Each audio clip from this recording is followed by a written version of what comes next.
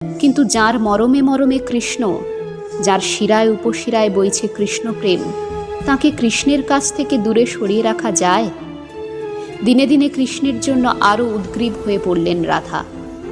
একদিন স্বামী সংসার সব বিসর্জন দিয়ে সবার অলক্ষ্যে চুপিসারে শ্বশুরঘর ছেড়ে বেরিয়ে পড়লেন।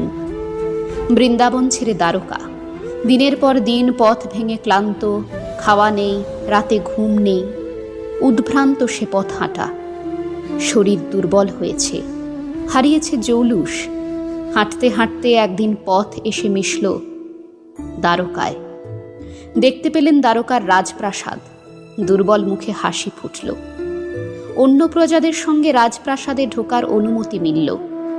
দেখতে পেলেন প্রাণের তাঁর মানুষটিকে।